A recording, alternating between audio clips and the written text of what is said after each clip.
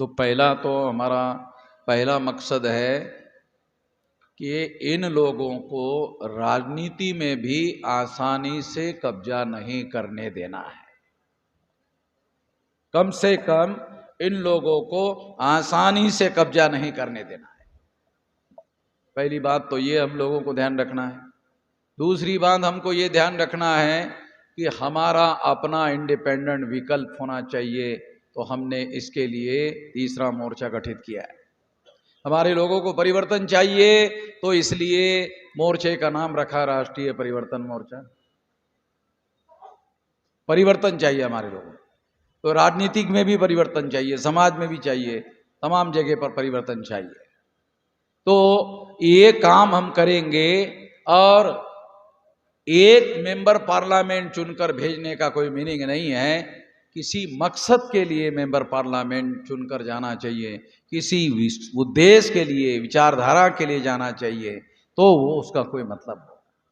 तो इसके लिए ये तीसरा मोर्चा गठित करेंगे।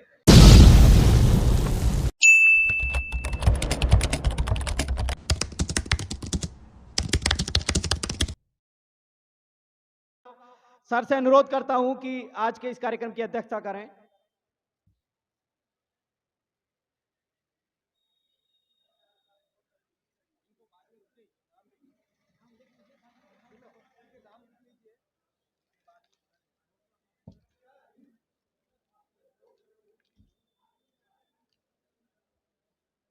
हेलो साथियों,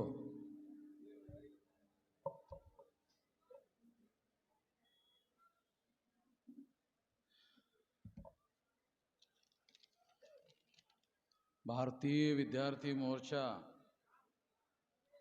और युवा मोर्चा, बेरोजगार मोर्चा, तो ये जो संगठन है,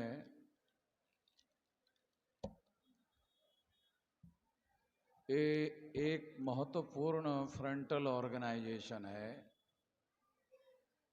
यानी मैदान में लड़ाई लड़ने के लिए, मैदान में आंदोलन करने के लिए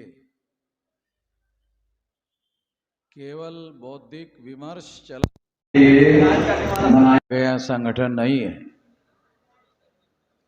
विद्यार्थी मोर्चा, युवा मोर्चा, बेरोजगार मोर्चा, उससे संबंधित तमाम संगठन ये फ्रंटल ऑर्गेनाइजेशन है। यानी फ्रंट में, मैदान में संघर्ष करने के लिए, लड़ाई करने के लिए बनाया गया संगठन है।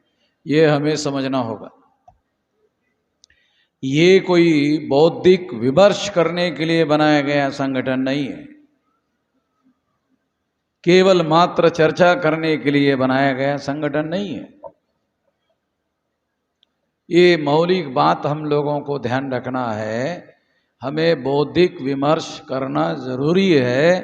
बौद्धिक विमर्श हमारा लक्ष्य नहीं है। विद्यार्थी, युवा, बेरोजगार संगठन का ये संगठन आंदोलन करने के लिए बनाया गया संगठन है। तो पहले तो ये बात ध्यान रखना है। ध्यान क्यों रखना है? क्योंकि हम जिस मकसद के लिए इकट्ठा हो रहे हैं, वो बात हमेशा हमारे मन मस्तिष्क में रहनी चाहिए, निरंतर हमारे दिमाग में रहनी चाहिए।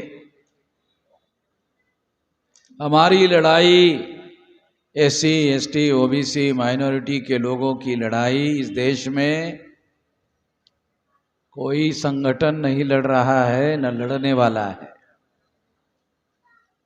उनके एजेंडे में हमारी समस्याओं की प्राथमिकता नहीं है। और अगर ऐसा हो गया होता तो आज़ाद भारत में इन समस्याओं का 75 साल हो रहे हैं, समाधान हो गया होता। ये 25 साल में 100 साल पूरे हो जाएंगे। आने वाले 25 साल में 100 साल हो जाएंगे। कुछ नहीं हुआ। तो इसलिए हम लोगों को संगठित होना लक्ष्य नहीं है। संगठित होकर संगठित शक्ति का उपयोग बदलाव के लिए, परिवर्तन के लिए करना है। दूसरा ये काम करने वाले नहीं है, दूसरे लोग ये काम करने वाले नहीं है। हम लोग इस देश में वर्ण व्यवस्था से पीड़ित है, जाति व्यवस्था से पीड़ित है, अस्पृश्यता से पीड़ित है। आदिवासियों को जिस तरह से सेग्रीगेट किया गया, जंगलों में रहने के मजबूर किया गया, पिछड़े वर्ग के लोगों पर शूद्रत्व थोपा गया, तो हमारी लड़ाई कोई और लड़ने वाला नहीं है। वो लोग तो बिल्कुल भी लड़ने वाले नहीं हैं जिन्होंने इसको थोपा, वो तो थोपने वाले लोग हैं। तो एक बात ध्यान रखना है, हमें कभी नहीं भूलना है। दूसरी महत्वपूर्ण बात यह है कि इस आंदोलन का नेतृत्व हमें ही करना है।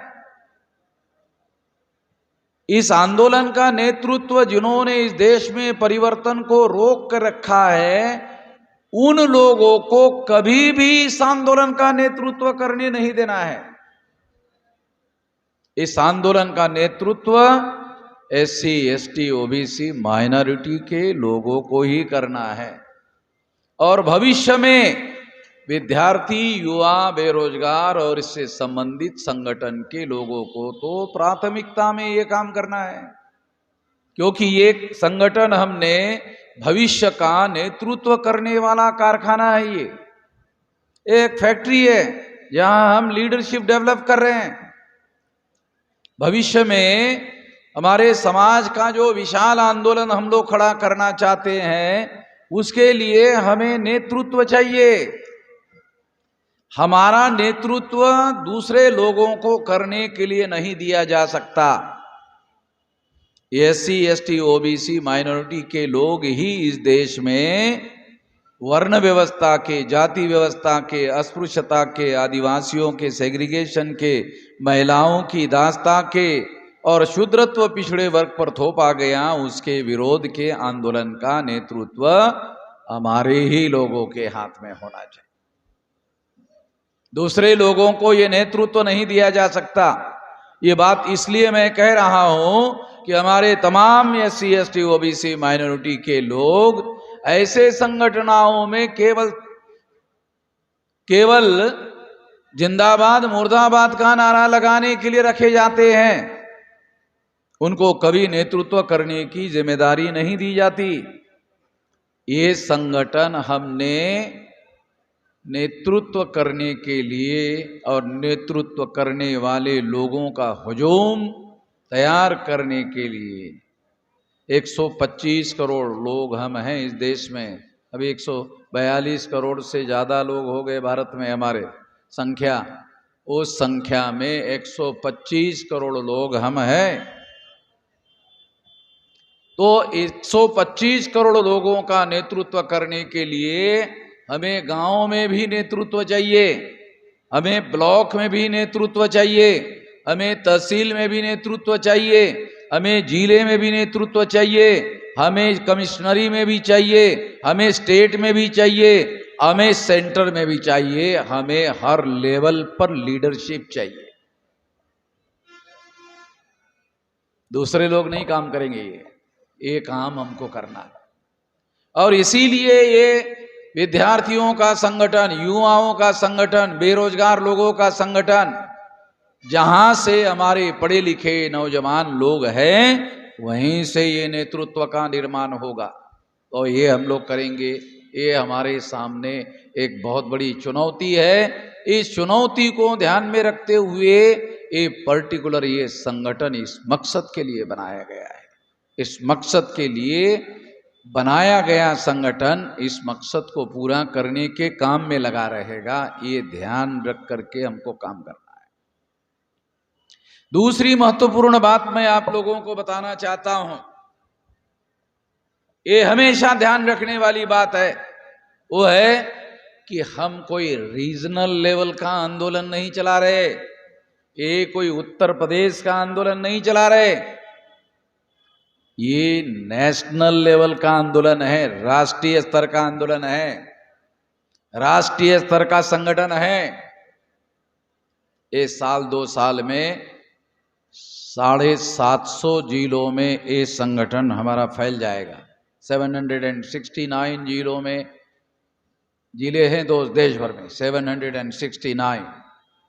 नॉर्थ ईस्ट रीजन में जो 2-4 स्टेट है वो अगर छोड़ दो तो 32 राज्यों में ये संगठन फैला हुआ है।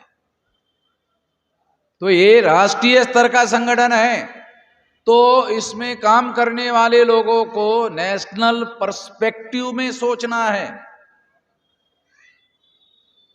जो लीडरशिप डेवलप करनी है उस लीडरशिप के लोगों को ध्यान रखना है। जिनको भी नेतृत्व करना है उनका पर्सपेक्टिव राष्ट्रीय होना चाहिए कि हमें राष्ट्रीय स्तर का संगठन खड़ा करना है, राष्ट्रीय स्तर का आंदोलन खड़ा करना है, राष्ट्रीय संगठन का नेतृत्व करना है। इस तरीके से हमारा पर्सपेक्टिव होना चाहिए। पर्सपेक्टिव का मतलब है दृष्टिकोण होना चाहिए, रीजनल लेवल का नहीं। तो इस तरीके से सोचने का तौर तरीका अपने अंदर डेवलप करना होगा। विद्यार्थियों को, युवाओं को, बेरोजगार लोगों को यह ध्यान रखना है। इस तरीके से इस काम को हम लोगों को अंजाम तक पहुंचाने का काम करना है। तीसरी महत्वपूर्ण बात मैं आप लोगों को बताना चाहता हूं, वो भी बहुत महत्वपूर्ण है, बहुत मौलिक है। ये विद्यार्थी संगठन, हम लोग विद्यार्थी युवा बेरोजगार का संगठन बना, ये कोई क्राउड बेस्ड ऑर्गेनाइजेशन नहीं है, ये भी कैडर बेस्ड ऑर्गेनाइजेशन है। ये भी कैडर बेस्ड ऑर्गेनाइजेशन है। तो इसमें कैडर्स बिल्ड किया जाएगा, इसमें भी कैडर बिल्ड किया जाएगा, कैडर निर्माण किया जाएगा, उसको ट्रेनिंग दिया जाएगा। इसका क्या मकसद है, इसकी क्या विचारधारा है। जब कहीं हम विचारधारा की बात करते हैं तो हमारे लोग ज्यादा से ज्यादा बाबा साहब आम्बेडकर का नाम लेते हैं। तो पूछो कौन सी विचारधारा है? बाबा साहब आम्बेडकर की विचारधारा है। चलो बाबा साहब आम्बेडकर की विचारधारा की कोई विशेषता बताओ, नहीं बता सकता। बाबा साहब आम्बेडकर की विचारधारा, बाबा साहब आम्बेडकर जिंदाबाद, ऐसे थोड़ी होगा। आपको विचारधारा की विशेषता समझ में आनी चाहिए, क्योंकि जब तक विचारधारा की विशेषता समझ में नहीं आएगी, ये दूसरी विचारधाराओं से अलग विचारधारा है, विशेषताओं से प्रमाणित होती है। वो विशेषता आपको डिफरेंशिएट करती है, दूसरों से हमारा अलग है।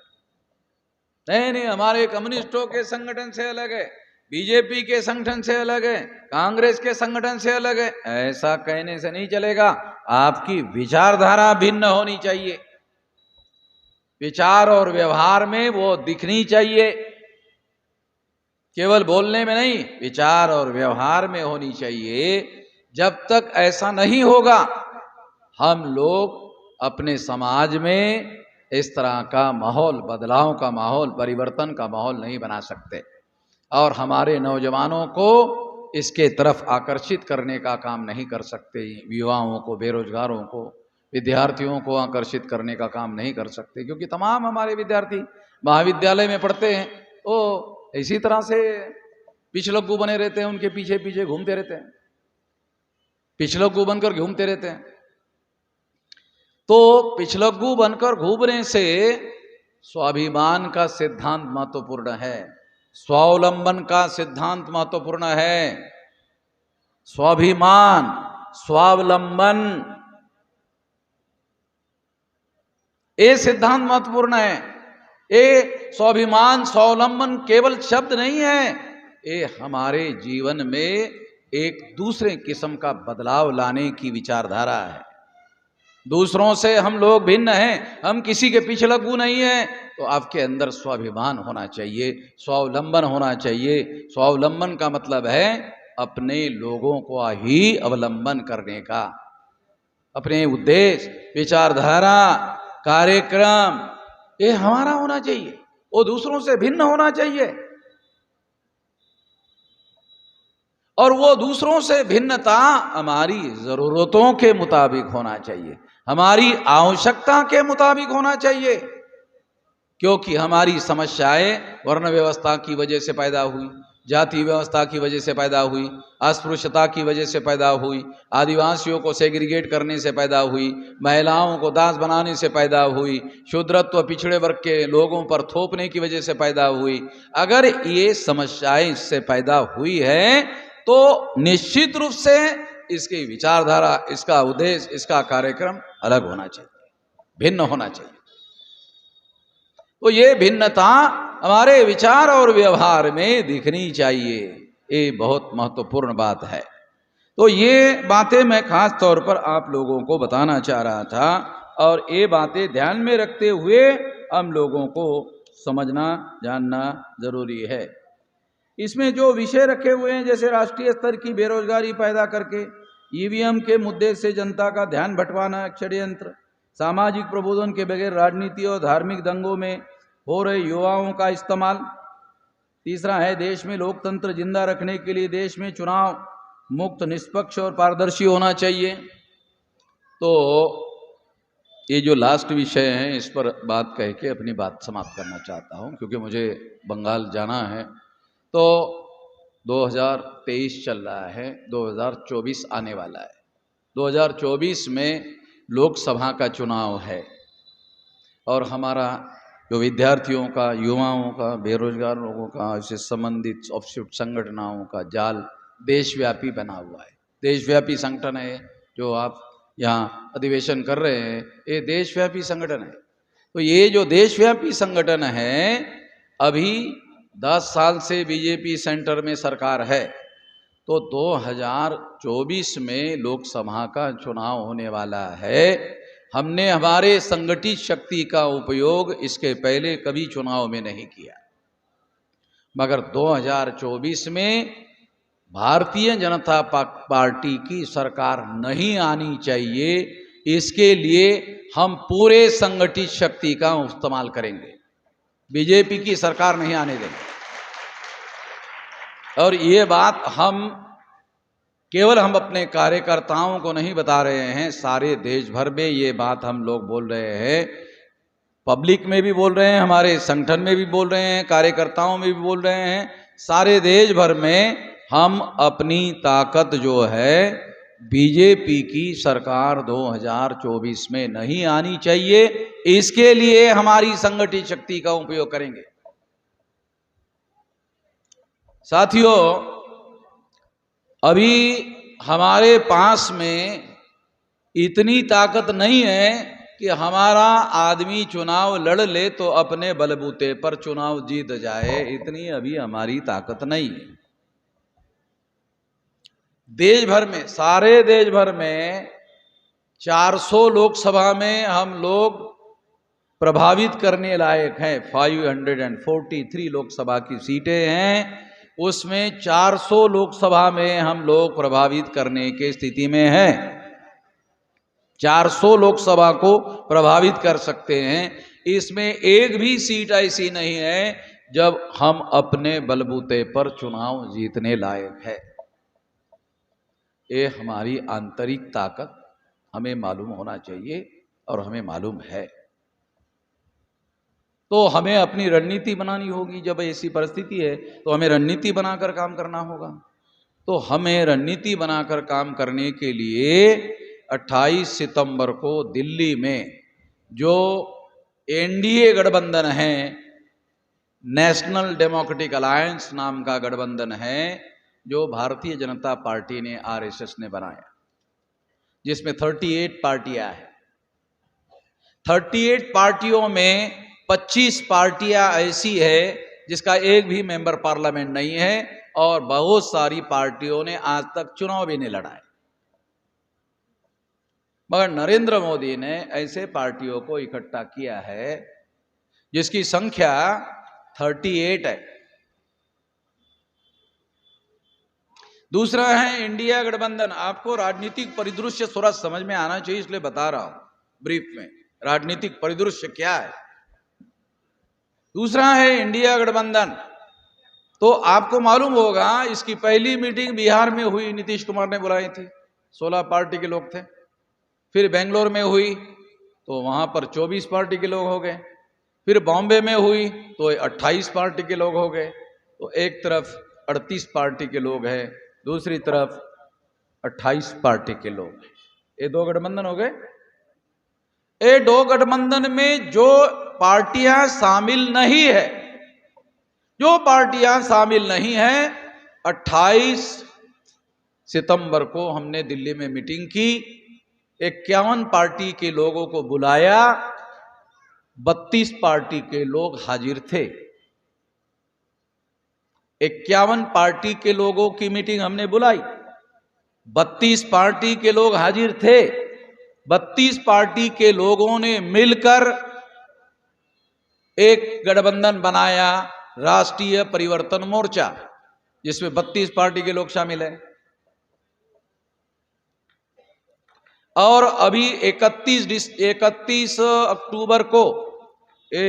अक्टूबर को दिल्ली में दूसरी मीटिंग हो रही है दोबारा, क्योंकि हम भी सारे देश भर में फैले हुए, हमारे पास जानकारी मिली है कि SC ST OBC माइनॉरिटी के देश भर में 240 पार्टियां हैं।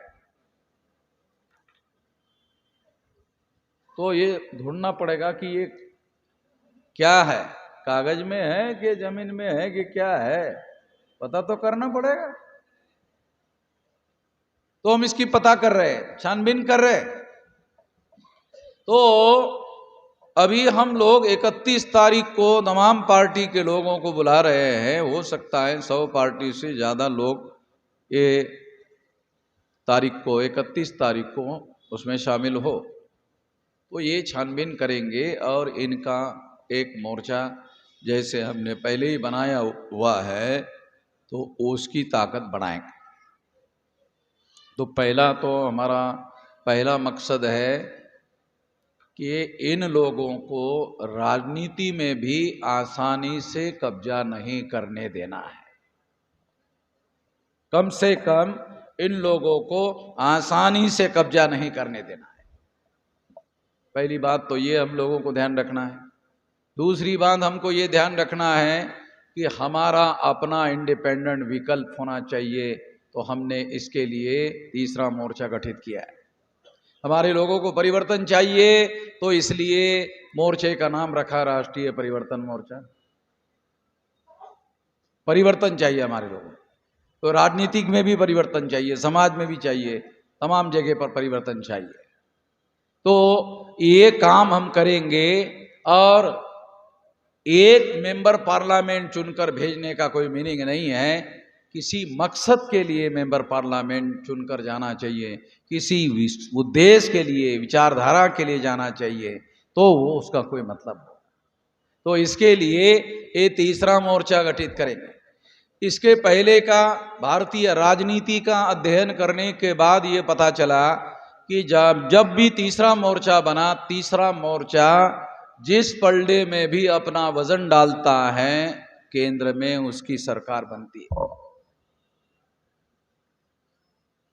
तो जो बात कह रहा हूं सामान्य बात नहीं है कि अब हम लोगों ने तीसरा मोर्चा बनाया, इसके पहले तो हमने नहीं बनाया।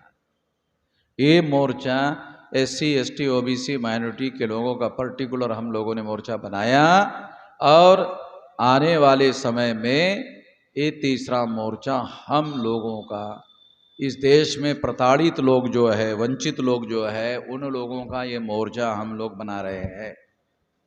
तो इसलिए ये एक शक्तिशाली ताकतवर मोर्चा, तीसरा मोर्चा बनने की दिशा में आगे बढ़ रहा है। और हमारे साथ गठबंधन करने के लिए भी मैसेज आ रहे।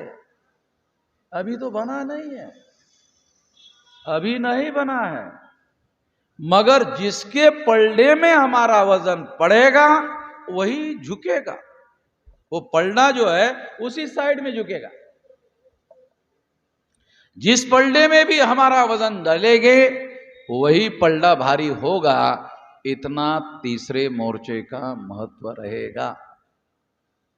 और अगर ऐसा होता है तो 2024 में बीजेपी की सरकार बदल सकती है, मगर हमारे पास 5% से लेकर 10% वोटों का ध्रुवीकरण करने की ताकत होगी। अभी जो एनडीए गठबंधन है बीजेपी का, जो कांग्रेस गठबंधन है इंडिया का, इसके बाहर 59 लोकसभा की सीटें हैं और 11 पार्टी के लोग हैं, 12 पार्टी के लोग हैं और उनके पास 11% वोट है। वो इंडिया गठबंधन में भी नहीं है, एनडीए गठबंधन में भी नहीं है। इसका मतलब है वो चुनाव के बाद फैसला करेंगे कहां जाना है। तो ये हम लोग तीसरा मोर्चा बना रहे हैं, वो 12 पार्टी के लोगों का कोई इकट्ठा गठबंधन नहीं है, वो अलग अलग, उसमें 2-3 मुख्यमंत्री भी है, तो वो कोई सामान्य शक्ति नहीं है। तो 2024 का चुनाव महत्वपूर्ण चुनाव होगा। इसमें हम लोगों को सारे देश का ये परिदृश्य समझ में आए इसलिए बता रहा हूं, ब्रीफ पे बताया आपको। ये है, इसमें हमारा हस्तक्षेप होगा, इसमें हम रोल प्ले करेंगे और SC ST OBC माइनॉरिटी के लोगों को हस्तक्षेप करने लायक ताकत बनाने के लिए 31 तारीख को 100 से ज्यादा पार्टी के लोगों को हमने बुलाया है। पिछली बार 51 पार्टी को बुलाया था, 32 पार्टी के आए थे, अभी 100 से ज़्यादा बुलाया। अभी हम लोग लगभग कई दिनों से इंटरनल होमवर्क कर रहे हैं। तो मैं कई राज्यों में जा कर के मीटिंगें किया और मैंने जा कर के देखा तो हर राज्य में 8, 9, 10 पार्टी के लोग जो है, ये छोटी छोटी पार्टी के लोग हैं। तो राज्य लेवल पर भी हम मीटिंगें कर रहे हैं, तो राज्य लेवल पर तैयारी कर रहे हैं ताकि राष्ट्रीय स्तर की मीटिंग हो तो वो व्यवहार में आ सके, ताकि जानकारी हो सके। तो 2024 के चुनाव में हम लोग बहुत बड़े पैमाने पर देश में हस्तक्षेप करने का काम करेंगे। मैं किसी राजनीतिक दल का सदस्य नहीं हूं, ना मैं सदस्यता ग्रहण करने वाला। मैं भारत मुक्ति मोर्चा, ये जो राष्ट्रीय स्तर का आंदोलन करने वाला संगठन है, मैं उसका नेशनल प्रेसिडेंट हूँ। मैं वही काम करता रहूँगा, क्योंकि जोड़ तोड़ करने से जो पावर मिलती है वो ज़्यादा देर टिकेगी ऐसा बोल नहीं सकते। तो आंदोलन के द्वारा जो राष्ट्रव्यापी आंदोलन होगा, उससे जो बदलाव होगा, उससे जो परिवर्तन आएगा वो स्थायी हो सकता है। इसलिए हम लोग आंदोलन पर भी ज़्यादा ध्यान देते रहेंगे। मगर 2024 का चुनाव आसानी से भारतीय जनता पार्टी और RSS के लोगों को चुनने का मौका मिले, ऐसे हालात हम नहीं बनने देना चाहते हैं।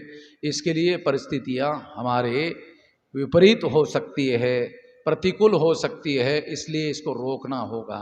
नहीं तो इतिहास हमारे ऊपर भी ब्लेम दे सकता है कि जब आप लोगों के पास संगठित शक्ति थी तो इसको रोकने के लिए आपने उपयोग और प्रयोग क्यों नहीं किया, ये आरोप हमारे ऊपर आ सकता है।